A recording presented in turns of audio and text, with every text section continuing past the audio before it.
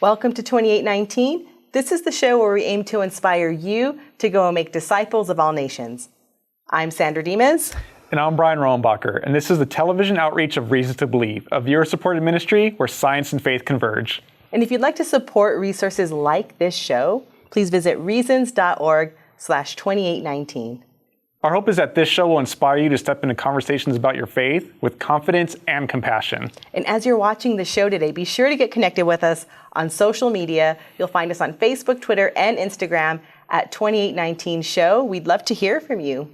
And as a reminder, the podcast version of 2819 is now available on Apple Podcasts and Google Play, so you can listen to us on the go. Make sure you check those out by searching Reasons to Believe podcast. First, we're going to get started with a quick rundown of today's show. In our Nexus segment, we'll check out a clip from AMP 2017. We'll hear from Abdu Murray, North American Director with Ravi Zacharias International Ministries.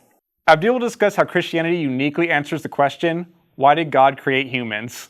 And in RTV 101, Krista will talk with biochemist Fazale Rana about whether Neanderthals buried their dead.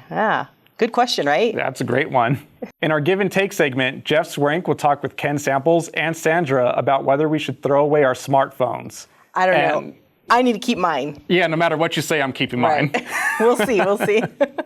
Then in our RTB News segment, Monica will catch up with Hugh Ross about a flash sale of More Than a Theory, 60% off of this classic book by Hugh Ross. You don't want to miss that, so stick around to the end of the show for that. But first up is Culture Talk with Sandra. She's going to talk with Jay Sherer from Reclamation Society about Solo, a Star Wars story, and the appeal of Antiheroes. Let's check that out. Welcome to Culture Talk. This is the segment where we talk about the integration of pop culture and faith and how being aware of culturally relevant topics can help us share our faith.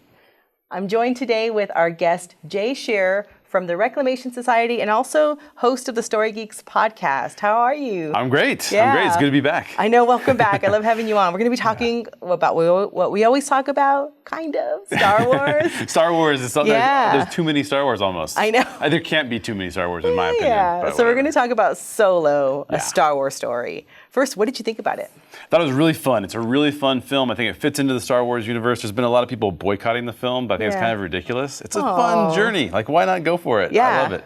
Yeah, it was a super fun ride. Totally. So our main character now, Han Solo, we've always known him as a scruffy-looking nerf herder, a scoundrel. That's right. He's the anti-hero, but we kind of see him in a different light. So first, let's talk about how you would define hero. Yeah, at the Story Geeks, we actually have redefined hero. Because if you look it up in the dictionary, a lot of times you'll see heroes that are sort of culturally relevant. But for superheroes and for like galactic type situations, we need someone who's actually willing to be a hero for everyone, which means that you can't just be selfless for your tribe or your ideology. You have to be selfless for everybody. You have to be willing to sacrifice yourself for the entire universe, not just a group of people or not just an ideology.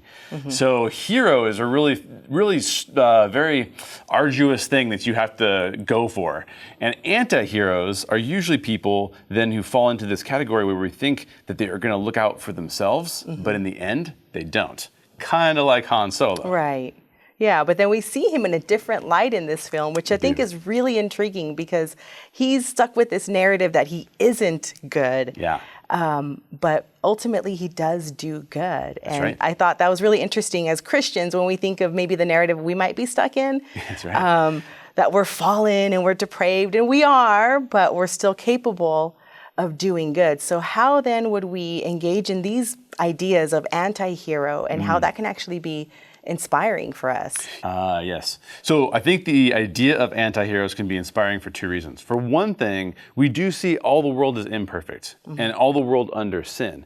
But we also see that Jesus Christ loves every person and wants to draw every person to himself. And therefore, we can see everybody, even if we see the bad in them, so to speak, we can also see the fact that we should have love for those people, right? If your neighbor is somebody who you're like, I really struggle with this person, just think about the fact that Jesus loves that person regardless of any of the things that they're doing and definitely wants that person to come to him. So if you're taking on that view, now they don't become an enemy anymore, they become somebody that you're gonna want to befriend and have an outreach for because they need love, they need Jesus. Right. And I like the idea of someone being broken, being able to still do good and to still, through that brokenness, have empathy. Oh, that's so right. I think that's a very Christian story there. Yeah. So then when we think about, you mentioned about heroes being able to sacrifice, what does that look like for evangelism? Well, I think you have to sacrifice your comfort first and foremost, because it's very rarely comfortable to step out and have a conversation with someone that could lead to very in-depth, very difficult things. That's not an easy thing to do. And in the modern day, we usually hide behind computers and devices to do it, right? So I think one of the things that we can learn from anti-heroes and heroes is this ability to say, I'm going to be courageous, not because I don't have fear, but because I want to step forward and play into the bravery that I can actually draw from. And we know that perfect love casts out all fear. So going back to the anti-hero aspect of it, if we have love for the people around us, we don't have to be as fearful. We're doing it for them. We're not doing it for us. We're not doing it under obligation of guilt. We're doing it because we want to be the messengers of Jesus Christ. Right. And if you want to hear more from Jay, you can check out reclamationsociety.org. You can check out his site, and you can also check out the Story Geeks podcast. Next, we're going to go to the Nexus segment, and we're going to hear from Abdu Murray. He's going to answer a question: why did God create me and you, humans? Let's check it out. Why create you? Why have you around at all? If God has perfect relationship, he's a relational being, he has perfect relationship within himself that never can be, disobedient, there's no rebellion within God, then why create you to muck it up? Why have you at all? Why is that? You know why? Because you are the effect.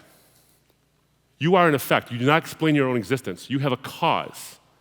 The only thing that can, I think, explain this contingent universe is an uncaused cause. You're an effect of that uncaused cause. And you, as an effect, desire and crave relationship. Everyone in this room, you either have a relationship, you want relationship, or you mourn the loss of that relationship. You are an intensely relational being. What explains why you want relationship so badly and covet it so much?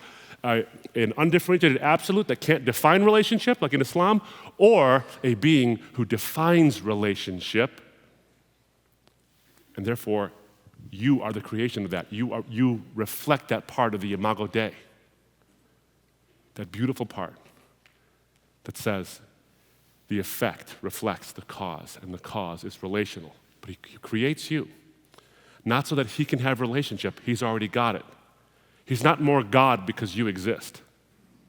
He's not lonely that he needs you. He has that perfect relationship within himself. He creates you not so that he can have relationship, but so that you can. Do you see what's going on there?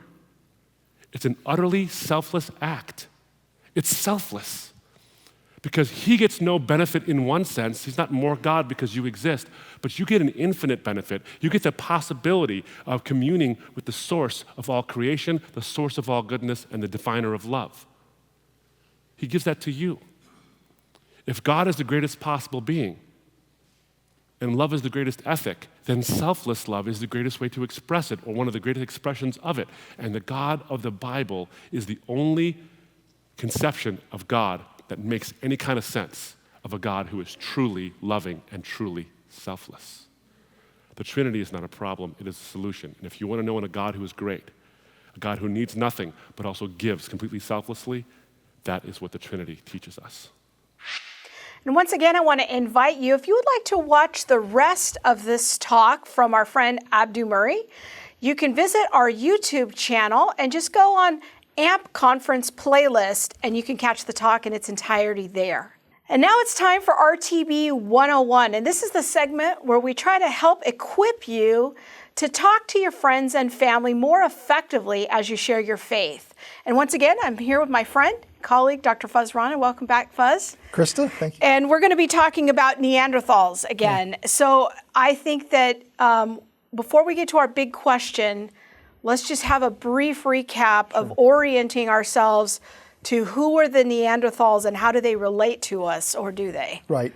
Well, Neanderthals are these creatures that are referred to as hominids that existed between 250,000 years ago and about 50,000 years ago in Europe and Asia and parts of the Middle East. Many people, from an evolutionary perspective, see them as part of this evolutionary origin of humanity. Many people would consider them evolutionary side branches, but they're still part of the evolutionary drama. Now, at Reasons to Believe, we are skeptical of human evolution, and so we would look at the Neanderthals not as transitional intermediates, but rather as creatures that God created that had intelligence, emotional capability, but these creatures lack the image of God. So the closest analog would be things like chimpanzees, orangutans, and gorillas. Intelligent creatures, remarkable creatures, but it's very clear that there's something different about those great apes and humans, and we call that the image of God. Very good. So two separate species.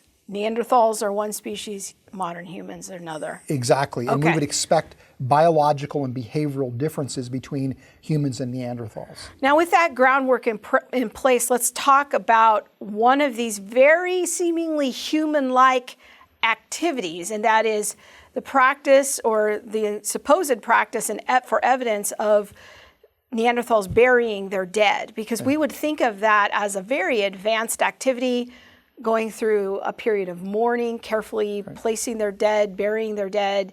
That sounds awfully human. Doesn't that kind of undermine the Reasons to Believe approach? Yeah, and if Neanderthals are indeed burying their dead, and if those burials are ritualistic, then that means that they must have some sense of an afterlife. Right. So they must be like us in some way. And while many people in the general public think that Neanderthals buried their dead, it's actually a heavily debated issue among anthropologists. So some people are arguing that there are Neanderthal burials that were ritualistic because they find artifacts with the Neanderthal remains, and even in one instance, pollen grains on in the grave site that they think reflects a ritualistic burial where flowers were placed on the Neanderthal remains. But it turns out that it's not that clear cut. Some people think that Neanderthals really didn't bury their dead, but that they wound up washing to low areas in caves and then were buried, and it made it appear as if this was actually a burial. Some people are arguing that the artifacts associated with Neanderthal remains are actually reflecting the burrowing activity of rabbits in these caves that are churning up the layers, introducing artifacts into the Neanderthal quote-unquote graves. And then there are studies done showing that the pollen associated with these burials actually is due to the wind carrying pollen into the cave, or maybe activity of insects or rodents. So the bottom line is that it's not clear that Neanderthals buried their dead, and if they did, it's not clear that it was ritualistic. So this is not an established fact scientifically. Very good. So really having to take a look at that closer data, not just go by the headlines of what it might mean. Right. There's a lot of discussion about Neanderthals having sophisticated behavior that makes its way into headlines, into the science and the news headlines. But when you get into the scientific literature, it really is a very different story. And so one of the things we try to do here at Reasons to Believe is to expose people to what's actually being discussed in the scientific literature. And with Neanderthals, it doesn't really look like they're behaving like us. So when our friends that are still kind of seekers and they haven't yet come to a faith in the Bible as the Word of God, we can just invite them into that deeper conversation. We don't have to be afraid of the Neanderthal question, but let's dig deeper into the data. That's right. That's right. And, and again, this is an important question, because if Neanderthals are really like us, it undermines this notion of the image of God, which is foundational to the Christian faith and foundational to the gospel. But the good news is that the more that we're learning about Neanderthals and the more that we're learning about humans, the more we're seeing evidence for human exceptionalism and a scientific case for the image of God. Very good. Well, thanks for helping us think that through a little bit more. Hello, Jeff Zwarenk again here with Give and Take, where we look at the latest scientific issues to help equip you to share the gospel. Today I'm joined by Ken Samples and Sandra Dimas, and we are going to ask the question whether we ought to just throw away our smartphones. Well, should we, Ken? I mean, this seems kind of a backwards way to approach life in the 21st century. Well, there's a lot of data, Jeff, that indicates that people handle their phone a lot. I mean, maybe on the excessive side, some people touch their phone 150 to 300 times a day. And when you look at data that indicates that young people spend 6 to 8 hours a day, and that's usually social media and texting, they tend to have feelings of isolation, even depression. So there are some concerns that maybe we're overdoing the technology. I don't think you're ever going to be able to throw it out. I mean, I look at a computer screen as a scholar quite a few hours in a day, but maybe we can manage it rather than just throw it out. Well, okay, so I mean, I agree. I mean, I spend quite a bit of time looking at a computer. I mean, you can't do computer programming without a computer, to be honest. Right. What are some of the downsides to using a computer, and are there things where doing something else is actually better? Well, I think, it's interesting to me and ironic that Facebook was indicated, the goal of it was to connect people, make people feel interconnected in a community. But some of the data indicates that people do feel feelings of isolation. And in young people, it can be problematic. I mean, learning to talk to people, have conversations at the dinner table. I advocate things like maybe a screen Sabbath. How about a whole day where you don't look at a screen? That's kind of hard to take. But how about a meal where you don't touch your phones? How about a family time where you read from a print book? I think all reading is good reading. I think print reading is better. But those are ways maybe of managing, particularly with the kids. Well, your comment about screen Sabbath, we fast from eating occasionally for things. It's not that food's bad, but that it can kind of dominate if we're not careful. Yeah. So it seems like it's a tool in some sense. Sandra, how would you weigh in here a little bit? If this is a tool that can be used for good or bad, what are some of the good ways we can use this tool? Well, I think connecting with people, like Ken was talking about, being able to connect with high school friends. I mean, I have friends I was able to reconnect with and see now in real life, or develop friendships and connections deeper first on social media, and then we make plans there. It's just we're always online, so we're able to kind of connect there and then say, hey, let's get together for coffee or whatever. And so I think that is kind of a positive. But what Ken mentioned about just feeling isolated, we talk about FOMO, like fear of missing out. Right. And so when we're on social media, we have the ability now to see that our friends are hanging out and we didn't get an invite, and we didn't have that ability before. So that's kind of a downside. But the positive things, I do think are connecting to people, learning, having access to information very quickly. We can fact check things inexpensively without having to go to a library or go to a university to look up maybe documents, articles and stuff. We do a lot of, in our editorial team, we do a lot of fact checking for all of the endnotes that you authors provide in your content. And so we are able to fact check that online, and we don't have to go to libraries or anything. We can do it here. This discussion kind of raises a question, a little bit of a curveball. It's like, might it be that certain types of people are more and less susceptible to the damaging effects of screens? That, I know you to be a pretty extroverted person, and so I could see where the phone is just a way to coordinate what you're going to do socially. Whereas I tend to be a little more introverted, where the phone could very easily be the excuse not to actually interact with somebody. So do you think it actually impacts people differently? I think it can, because it can mean that they're so used to communicating online that when they're having an actual conversation, they're not able to edit what they're saying. So it might be that conversations are a little bit more awkward because they're used to having them online, where you can sound super clever, but when you're face to face, you don't have that luxury of going, hitting the backspace and saying, this actually sounds better, and then enter. So that can be, a difficulty. But yes, you're right, I am a bit more extroverted, and so it is a way to let that show online. And so the way I engage social media is from that perspective of wanting to connect with people. And I think, Jeff, that, there are studies that indicate that loneliness is at an epidemic level, but that doesn't mean it's all the fault of social media. I mean, growing up as a young person is often a challenging time. Also, people can feel lonely because they don't feel connected to God. I mean, there are a lot of ways of explaining the data as to what it means. So what would you give as maybe one or two top suggestions to help use the media for good benefits, the good purposes, but yet to counteract or to mitigate the negative consequences that might arise? I think Sandra's right. I think that there's a real convenience in interacting with people, and I think, people do feel like they're part of a broader community. I think, though, we want to emphasize personal relationships, personal interaction. It's not a bad thing to turn your computer off, take a walk, have real personal interaction. And I think we want to encourage, especially young people who are developing some of those elements, maybe to be less dependent upon our electronics. How about you, Sandra? Yeah, I think we can engage being online as we would any relationship. So if at the end of a conversation with someone we feel emotionally drained or frustrated, that's a clear indicator that we shouldn't really press into that too much. So if we're on social media and we feel that afterwards, we feel frustrated or angry, then that's a good indicator to say, hey, you should maybe pull away from this.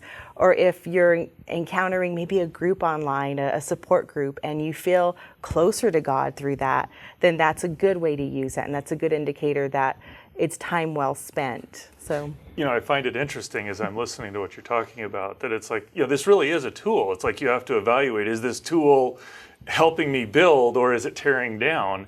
And as it's building, that's great. Whereas if it's tearing down, maybe let's do something different. I can't escape the irony of here we are talking about throwing away our screens and cell phones and stuff on a YouTube video or using the very media we're talking about. And, it really does just illustrate that the technology is out there that allows us to connect, to reach people we might not have reached, to do ministry in ways that we couldn't have if we didn't have the technology. And so let's use this technology to recognize that there are damaging parts, to maybe inclined to move away from personal relationships. But as Christians, let's use the technology to engage those relationships, to build those relationships, to point those relationships to God, because that's ultimately the fulfillment of how God's created us. Now let's head over to Monica, see what she's doing with RTB News. Hi, I'm Monica Jones, and today I have Hugh Ross, president and founder of Reasons to Believe. We are talking about his book, More Than a Theory, which you can get for a limited time for 60% off. But first, tell me, what inspired this book? Well, everybody was saying, can you please put into one book a survey of the entire Reasons to Believe testable creation model? Okay. So this book relies heavily on 8 other books that we've already published. Okay. But, people don't want to read 8 books, some don't. And so we try to put it all into one book. Okay. And basically it's encouraging people that, our creation model can be put to the test. Okay. Because the biggest complaint about Christianity is it's not testable, it's not falsifiable, it doesn't make predictions. We deal with all of those. We show how it is testable, falsifiable. The book is loaded with predictions, many of which have already come true. Okay. And then, so tell me, how can a Christian use this to kind of share their faith with people? Well, when people bring up the whole point to me, how can you test creation? I got a book for you. Right. I know a guy. That works really well. Right. Or somebody say, I don't want to read all of Reasons to Believe books. Well, this gives you a summary. Okay. The biggest complaint I've heard about the book, however, is they say, this stuff on the origin of life is so brief. I say, don't worry, we got a whole book on the origin of life. This just gives you a 1-chapter summary. Right. And then, is this something that maybe a Christian can take to a skeptic friend? How would you introduce this book to that person? That's why I wrote it, because a lot of people have skeptical friends. They don't want to read 10 or 12 books. But it's okay, let me just look at one. Right. And each chapter kind of ties you into a Reasons to Believe book for people who want to dig deeper. Oh, so if the skeptic says, you know what, this isn't enough, no problem.